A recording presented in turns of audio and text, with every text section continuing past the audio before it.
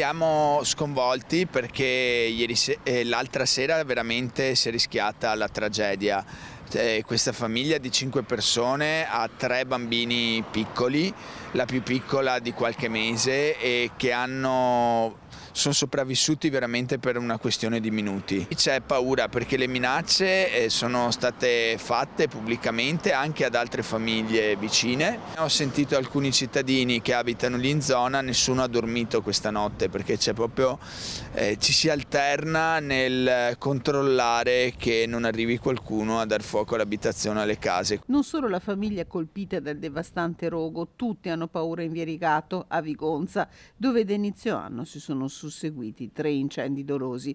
Prima la catasta di legno e le auto di un tecnico comunale, lunedì notte questa villetta, fiamme accese da mano umana, pochi dubbi, tanto che per tutto il giorno sono proseguiti i rilievi dei vigili del fuoco, tornati di prima mattina per spegnere un focolaio, e dei carabinieri che per tutta la notte hanno sorvegliato la villetta. L'area è sotto sequestro, ma l'angoscia resta. Azioni criminali che potrebbero essere nate da una diatriba tra i residenti della zona e un'attività produttiva che aveva acquistato all'asta un terreno.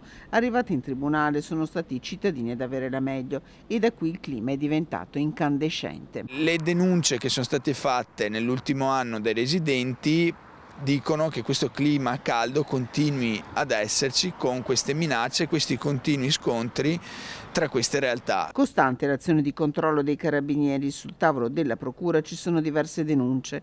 A breve potrebbe essere convocato un comitato per la sicurezza e l'ordine pubblico. Nel frattempo il sindaco Boscaro lancia un accorato appello. Adesso noi ci aspettiamo una svolta, perché se sono stati individuati dei responsabili, che vengano assicurati alla giustizia, perché non possiamo vivere nel terrore che ogni 2 o 3 mesi ci siano delle famiglie coinvolte in queste situazioni.